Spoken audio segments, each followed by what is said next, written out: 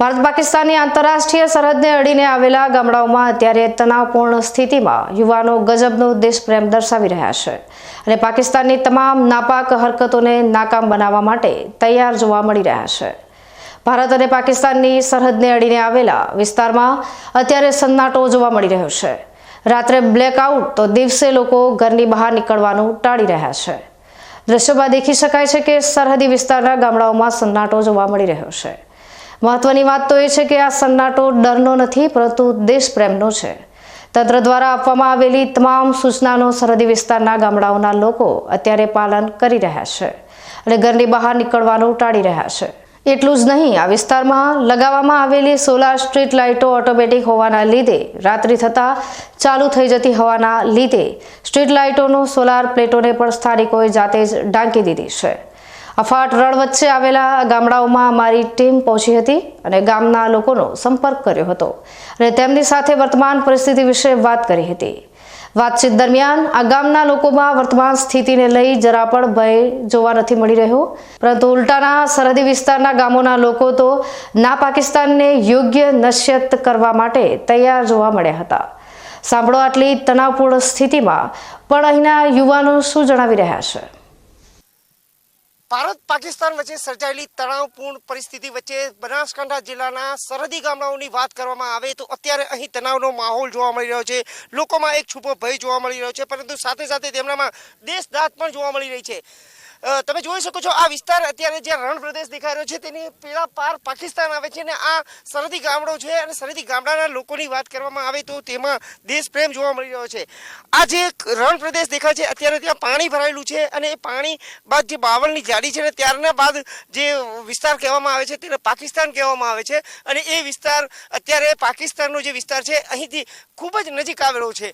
પાકિસ્તાનમાં થતી દરેક હલચલને અહીંથી નિહાળી શકાય છે, પરંતુ અત્યારે મહત્વની વાત એ છે કે પાકિસ્તાન જે રીતે નાપાક હરકતો કરી રહી છે તેને પગલે ભારતના સરહદી ગામડાના લોકોના જીવ અદ્ધર જોવા મળી રહ્યા છે। લોકોમાં એક છુપો પ્રકારનો ભય જોવા મળી રહ્યો છે। આપણી સાથે સરહદીને અડીને આવેલા ગામડાના લોકો જોડાયા છે, એમની સાથે વાત કરી કે અત્યારે અહીં યુદ્ધની પરિસ્થિતિ વચ્ચે કેવો માહોલ જોવા મળી રહ્યો છે। શું નામ છે આપનું? રબારી બેથાભાઈ।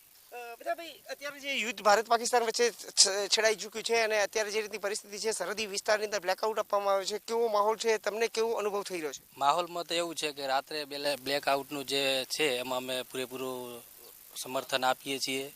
પછી રાત્રે બ્લેકઆઉટ બધી લાઇટો બીજી બંધ રાખે છે, પછી સેટેલાઇટ લાઇટો હતી એ બી બંધ કરી દીધી છે અને રાત્રે થોડા એવા કંઈ એવો અનુભવ બી સર્જાય છે કે અહીંયા સાચવેતીમાં અમે છીએ અને બીજું કે દેશની સાથે અમે બધા સમર્થનમાં તૈયાર જ છીએ જેમ જે છે તે એમાં।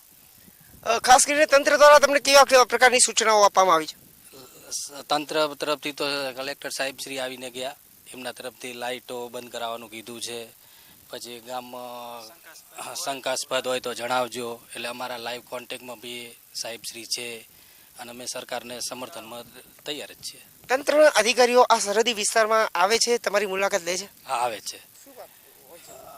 આવે છે અને અમારી મુલાકાત લે છે અને અમને સલાહ સૂચન આપીને જાય છે, એ પ્રમાણે અમે એમના સમર્થનમાં અમે બી છીએ, એ અમારા થ્રુ મળે છે અમને આવીને। ખાસ કરીને વાત કરીએ તો અત્યારે યુદ્ધ જેવી પરિસ્થિતિ છે, તમે યુવાન છો, પરંતુ બાળકો મહિલાઓ એમાં ભયનો માહોલ જોવા મળી રહ્યો છે। હા, ભયનો માહોલ છે। અમે બધા શેરીઓની પછી જે અમારી કેરા એની જવાબદારી અમે બધા ગલી ગલીમાં લઈને બેઠા છીએ, સમર્થન આપીએ છીએ કે ગભરાશો નહીં અને સરકાર તરફથી સાહેબશ્રીથી જે પણ કંઈ આગળ હશે એની અમે જોગવાઈ પણ તમારા માટે કરશું, એ બધી અમને સલાહ સૂચન આપીને ગયા છે, મળે પણ છે અમને। અન્ય એક વ્યક્તિ આપણી સાથે જોડાયેલા છે, આ ગામના આગેવાન છે કે તેમને પણ મળીએ। અત્યારે આ પરિસ્થિતિ વચ્ચે આ સરહદી વિસ્તારના ગામડાઓની શું સ્થિતિ છે? જે રીતની વાત કરવામાં આવે તો સરહદી ગામડામાં મહિલાઓમાં, બાળકોમાં, વૃદ્ધોમાં એક ભય જોવા મળે, ખાસ કરીને કેવા પ્રકારનો ભય જોવા મળે? અમારે આમ તો આ બોર્ડર વિસ્તાર છે, ભાઈ તો અમારે લગભગ દિવસ 7 એટલે 6 વાગે અમે સ્વેચ્છાએ લાઇટો બંધ કરી નાખીએ છીએ। કલેક્ટર સાહેબની સૂચના તેમજ અક્ષયરાજ એસપી સાહેબની સૂચના મુજબ અને વાવ થરાદ પીએસઆઈ એસપી સાહેબની સૂચના મુજબ તમામ લોકો સ્વેચ્છાએ પાલન કરે છે, લાઇટો બંધ કરી નાખે છે। અમારું એક મંડળ બનાવેલું છે, મિત્ર મંડળ, એ અમે રાતના ઘરે ઘરે જઈને બધા લોકોને વાતચીત કરીએ કે ભાઈ આપણે લાઇટ બંધ રાખવી, આપણે ભારત દેશને સંપૂર્ણ ટેકો આપવો પડે, આપણા સૈનિકોની સાથે રહીને એમને મદદરૂપ થવું જોઈએ। એટલે અમે સ્વેચ્છાએ સ્વયંભૂ દિવસે પણ કામકાજ વગર બહાર નથી નીકળતા. જે સ્ટ્રીટ લાઇટો છે તે ચાલુ થતી હતી અને તેના કારણે આ જ ગામના લોકોએ સ્વયંભૂ રીતે સ્ટ્રીટ લાઇટોને ઢાંકી દીધી છે અને બેટરી કાઢી છે. શું છે કારણ? હા, એનું કારણ એ છે કે અમને ઉપરથી આદેશ મળ્યો હતો અને સરપંચશ્રીએ વાત કરી તો અમે મંડળ દ્વારા જે 25-30 સ્ટ્રીટ લાઇટો હતી અલગ અલગ વિસ્તારમાં રણ સુધી કોઈ મંદિરે કોઈ હતી તો અમે એને નીચે લઈ લીધી છે, ઉતારીને લઈ લીધી અને જ્યારે એકદમ માહોલ શાંત થઈ જાય ત્યારે પાછી નાખી દઈશું. શું કહેવા માંગો છો તમે અત્યારે ગુજરાતની જનતાને, ભારતની જનતાને, સેના વિશે શું કહેવા માંગો છો? સેનાની બહાદુરી વિશે શું કહેવા માંગો? ભારત દેશ એક સંપૂર્ણ આઝાદ દેશ છે, લોકશાહી દેશ છે અને સેના ઉપર અને આપણી સરકાર ઉપર સંપૂર્ણ ભરોસો છે અને જે તે કરશે એમાં પૂરા દેશનું સમર્થન છે. અત્યારે આ એકદમ અવાવરું ગામ છે, પાકિસ્તાનની સરહદને અડીને આવેલું ગામ છે, ખૂબ જ દૂરનો વિસ્તાર છે. અહીં સુવિધાઓનો અભાવ છે કે પછી સરકાર દ્વારા કોઈ વ્યવસ્થા કરવામાં આવી છે? નહીં, સુવિધાઓ તો આમ તો અંતરિયાળ ગામ છે એટલે સુવિધાઓ તો ઘણી બધી ઘટ છે. તેમ છતાં અમે આવી વિકટ પરિસ્થિતિમાં અમે સરકારની સાથે છીએ અને સરકાર સુધી મેસેજ કરીએ કે જે અંતરિયાળ વિસ્તારોમાં સુવિધાની થોડી તાતી જરૂર છે તો એ જરૂર પૂરી પાડે. આ તો સરહદી વિસ્તારના ગામડાના લોકો કે જેઓ અસુવિધાઓ વચ્ચે પણ ભારત માતાની જય બોલી રહ્યા છે અને ભારત દેશની પ્રત્યે પોતાનો દેશ પ્રેમ વ્યક્ત કરી રહ્યા છે.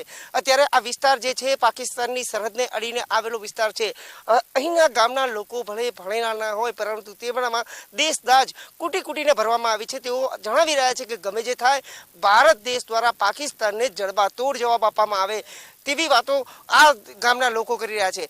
ભલે આ ગામ સરહદને અડીને આવેલું છે પરંતુ આ ગામના યુવાનોમાં જરાક પણ ભય જોવા નથી મળી રહ્યો. એ વાત અલગ છે કે મહિલાઓ અને વૃદ્ધો અને બાળકોમાં ભય જોવા મળી રહ્યો છે, કારણ કે જે રીતે રાત્રિ દરમિયાન બ્લેકઆઉટ કરવામાં આવે છે તેના કારણે ગામમાં સ્વયંભૂ રીતે લાઇટો બંધ થઈ જાય છે અને લોકોની અવરજવર અત્યારે બિલકુલ ઓછી જોવા મળી રહી છે. પરંતુ એક વાત ચોક્કસ છે કે જે બનાસકાંઠા જિલ્લાના સરહદી ગામડાના લોકો છે તેમના અંદર દેશ પ્રેમ જોવા મળી રહ્યો છે અને આવી વિકટ પરિસ્થિતિમાં પણ તેઓ ભારત પ્રત્યે જોડાયેલા જોવા મળી રહ્યા છે. કેમેરામેન બંટી ડાગર સાથે હરેશ ઠાકોર, બનાસકાંઠા.